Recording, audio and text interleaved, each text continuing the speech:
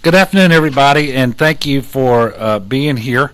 We just completed a meeting of the Unified Command Group, and I have earlier this morning personally spoken with just about every parish president along coastal Louisiana and a few of the sheriffs as well, and I've been in close contact with Lieutenant Governor Nungesser, who is down in Plaquemines Parish.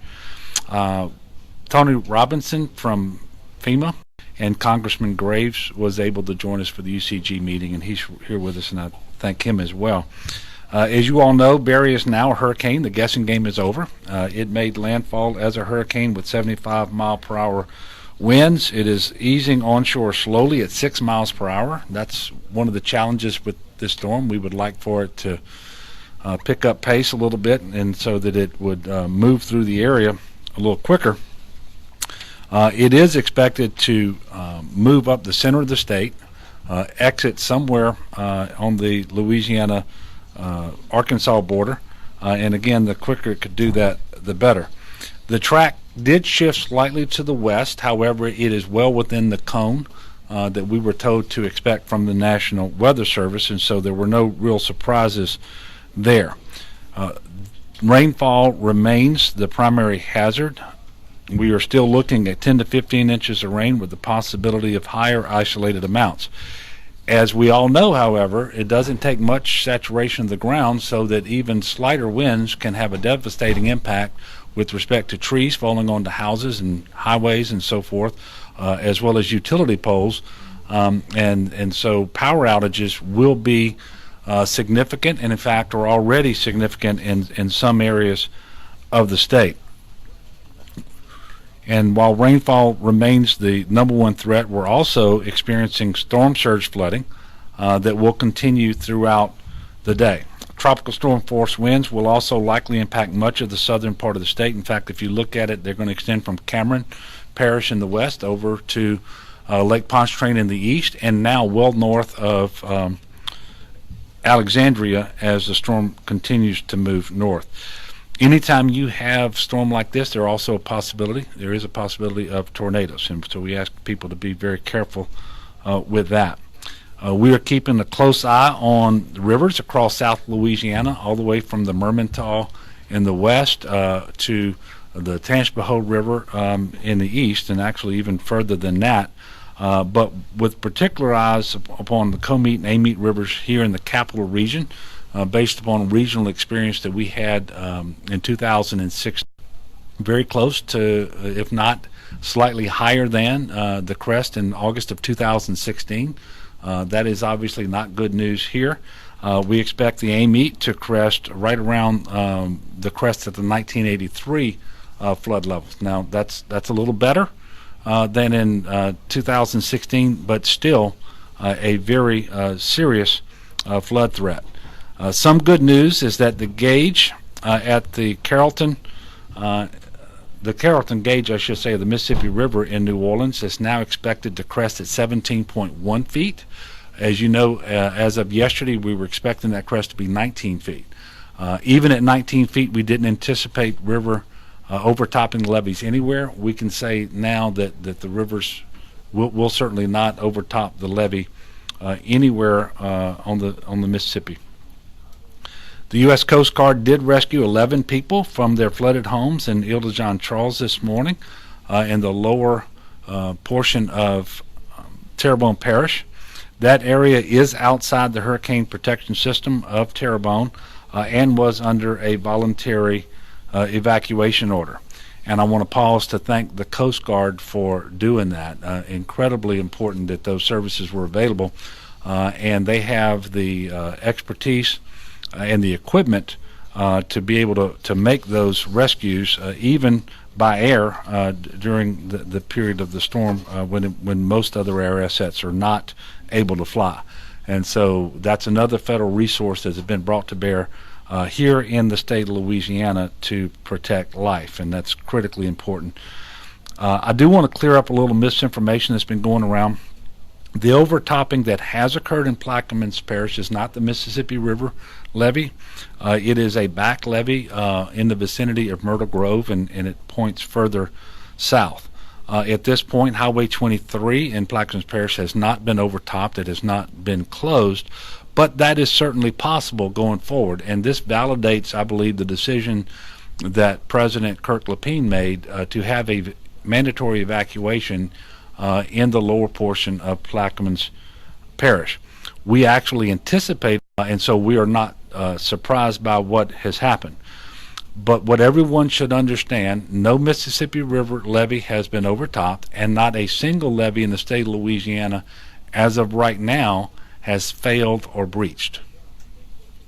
Finally, I want to share with everyone that if you are in need of a shelter, you can text LA Shelter to 898-211, or you can call 211 to find a list of shelters that are open in your area. Again, text LA Shelter, that's all one word, LA Shelter, to 898-211 or call 211.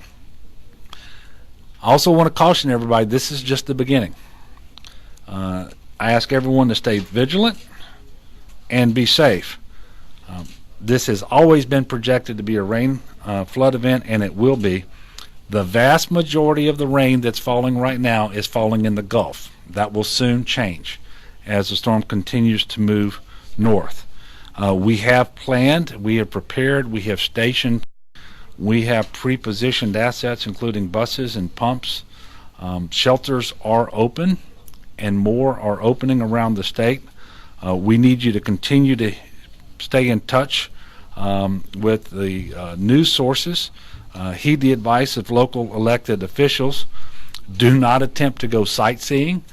That is very dangerous for you, but the real problem with that is you make it much more likely if you venture out too soon, and when it's not necessary for you to do so, our emergency response people are going to have to be trying to rescue those sightseers and not be able to focus solely on those individuals who need rescuing because of the flood. And so be patient. If you are driving and you don't know for an absolute fact that standing water is safe to proceed through, don't do it. Turn around and go back.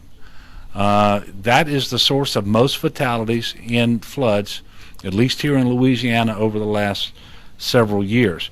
The other problem with that is often there is a current, and it's imperceptible in many cases, and it doesn't take much current to wash a car or a truck off the road or highway into a ditch or a stream, and individuals drown. You can find real-time information on all roadways in the state by visiting 511la.org. It will indicate whether the road is under construction, whether there is water over the road, whether the road has been closed.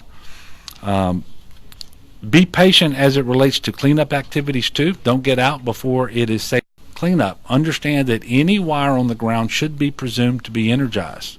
Do not handle or expose yourself to the danger of any electricity lines. So it's going to be a long several days for our state. I know the people of Louisiana are strong and resilient, and I can assure you we are going to get through this, but there are going to be some significant challenges. The next UCG meeting is scheduled for 4 p.m. tomorrow. However, we may, and I suspect we likely will, have another press availability before that UCG meeting is over. I expect there may be another one tonight with information that we continue to learn, both as it relates to the storm and to the damage that we're seeing across the state of Louisiana. And I would invite everyone to continue to put themselves and their families in a better position to withstand the remaining portions of this storm as it plays out over the next few days, and to continue to join their prayers to mine for our state. Now, at this time, I'm going to be followed with more specific in this order. CPRA Chairman Chip Klein will be followed by Secretary Sean Wilson of DOTD. Secretary Marquita Walters of DCFS will next brief on the status of shelters. She'll be followed by Secretary Gee of the Department of Health. General Curtis of the National Guard will speak after Secretary Gee, and then Congressman Garrett Graves will speak after General Curtis. The other individuals who are here do not anticipate speaking. However, we will all be available to answer questions that you may have once concludes his remarks. So at this point, if you'll come on up, Chip. Yes, sir. Thank you, Governor. At this time, all hurricane protection systems and hurricane risk reduction systems around South Louisiana are currently operating as they need to be. All floodgates around the greater New Orleans area with the Hurricane Storm Damage and Risk Reduction System, the floodgates have now been closed, as well as the floodgates around the La Rosa Golden Meadows system, as well as the Morganza to the Gulf Hurricane Protection System. I want to echo what the Governor said earlier. There has not been a single levee in coastal Louisiana or across South Louisiana that has failed or has been breached. We are addressing the overtopping of some levees in two areas. As the Governor mentioned, in Plaquemines Parish, we fully anticipated the overtopping of that levee, and as a result, we had pre-positioned some assets there, some sandbag operations, and some temporary pumps to dewater that area in the event that that levee was overtopped. There is a permanent pump station that is operating now along in Plaquemines Parish have been overtopped at this time. Thank you, Chip. Thank you, Governor. For the public to know, we have begun to see road closures. Right now, we're at about 16 road closures along the southern part of the state that's been primarily impacted by this weather event. The department has taken precautionary measures and have closed about 24 movable bridges. We do that for a number of reasons. One has to do with wind and, of course, the amount of water that we have, and it allows us to protect the structure. We anticipate providing some detours and some closures to make our services more efficient for you all, to make sure we're in the right spots along the way. Federal Motor Carrier Safety, for those who are not in Louisiana, issued yesterday a regional declaration for folks who are going to be providing support services post-storm. And so if you're in the southeastern portion, we've been talking to the trucking community to make sure that they're aware if they're doing emergency response type work. There are some exceptions that have been declared by Federal Motor Carrier Safety. And finally, regarding the assets that we have, we're at 177 coaches, an additional facility at Lamar-Dixon, and we're moving additional assets into the Baton Rouge region. And of course, we still are maintaining our position down at the Baby Cakes Field in New Orleans. So rest assured that we have the equipment to move you in and out. And then finally, as we get past this event, we are prepared for debris. We have folks already on the ground removing trees and limbs in places where it's still safe because of wind and it's disrupting traffic. So finally, remember, we will expect some additional detours, whether it be water, flooding, road closures, sinkholes, whatever you might think. We're going to be preparing that, and the best place to get it is going to be 511la.org. Thank you.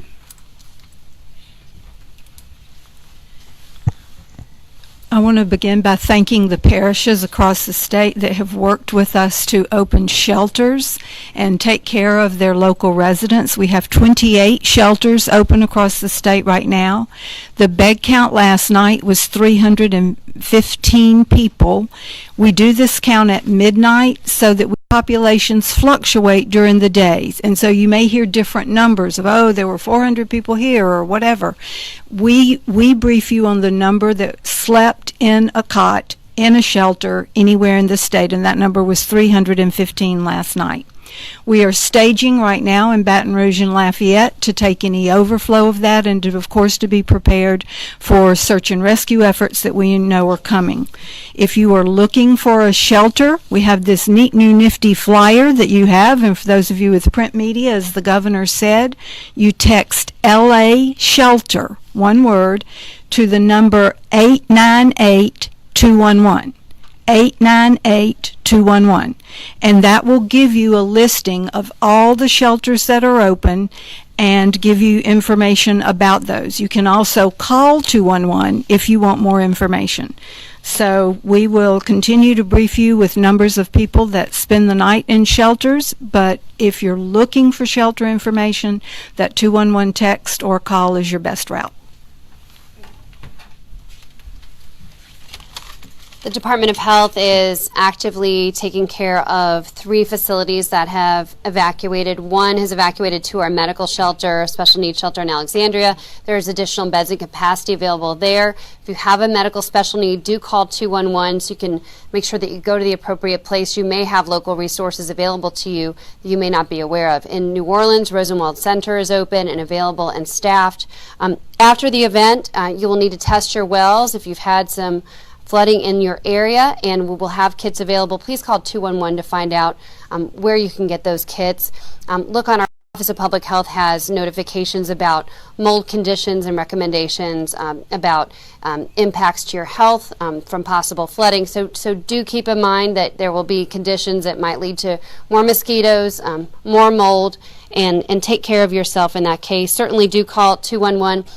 If you want to be a volunteer, we do have the Lava Network, and we have a network of volunteers who have been set up, and it's always great when people do want to go volunteer their time and help, but please make sure that you call 211 first and make sure that that's needed. And if you're not already in Lava, probably it's not the right time to start volunteering. We've got it covered. We have plenty of help and resources and assets available. We will have assets here in Baton Rouge if needed, and should be available this evening upon demand. So wishing everyone a healthy and stay well and dry.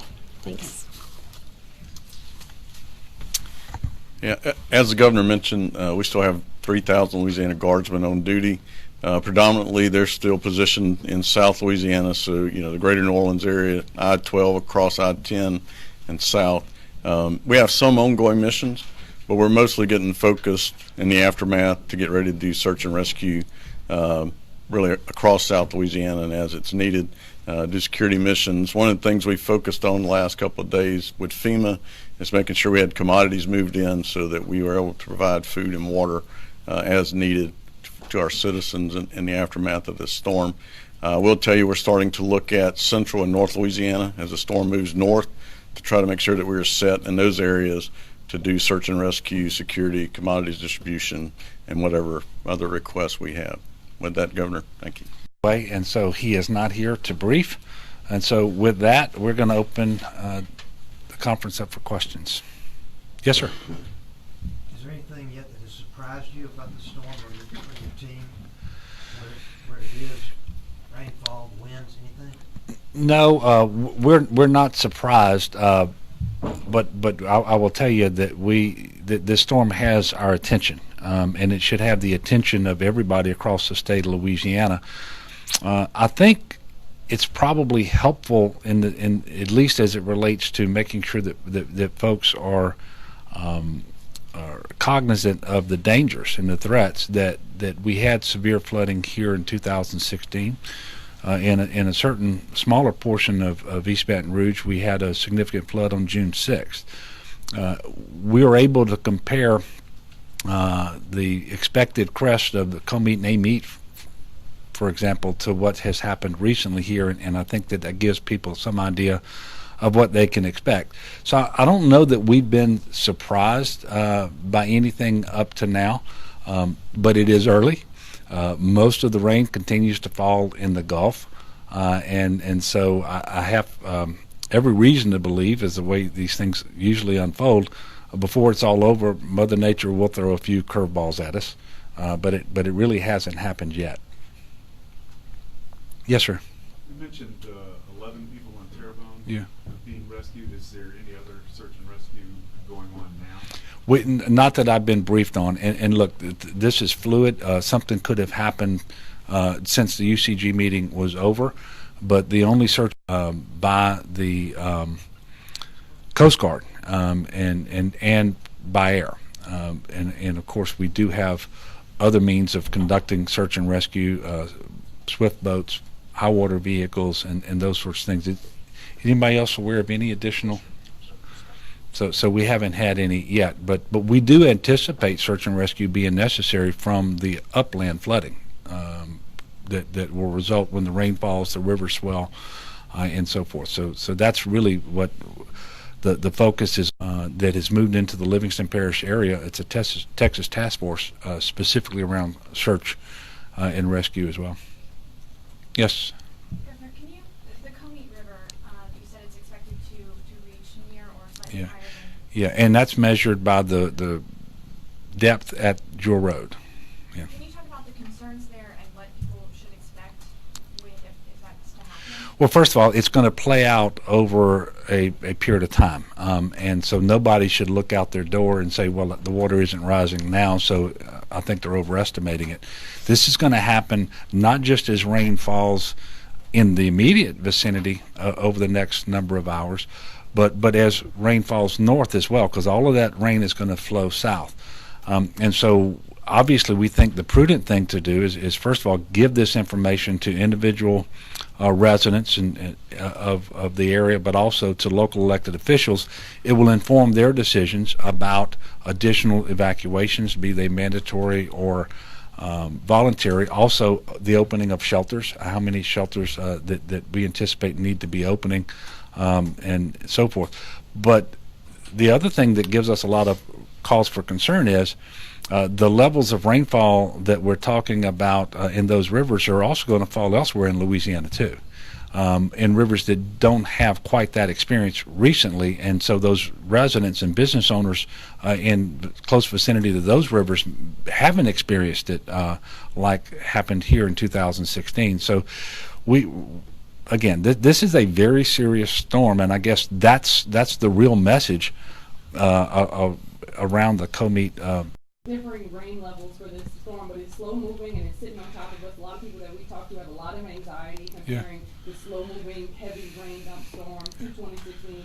Any message to them? Do y'all have any particular game plan for those particular areas where they flooded? Well, look, some level of anxiety may be helpful if it spurs people to take this seriously and to safeguard lives and property as best that they possibly can. We don't want people to be so anxious that they don't do anything. And so we're just encouraging folks to do what the forecasted crests of the COMEET, the AMEET, other rivers in the area. Like I said, we've got information now on rivers all across the North Shore and even west of the Mississippi River too. The Mississippi River, oddly enough, is the one that's levied, and it's the one that doesn't pose a threat. Every other river in South Louisiana right now, basically, with the possible exception of the Calcasieu River and the Sabine River, they pose a threat to flooding and overtopping.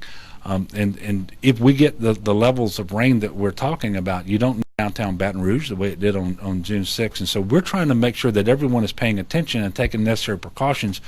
No one should be so anxious and so stressed that they fail to take advantage of the opportunity they have over the next number of hours to put themselves in a better position to withstand what Mother Nature is going to throw at us. Any other questions? Well, I want to thank you, and again, we anticipate having another press availability later today. We will let you know as soon as possible when we talk tomorrow afternoon, and that one surely will be followed by another press conference here. Thank you all very much, and everyone be safe and take extra precautions on this one. It's serious. Thank you. Bye-bye.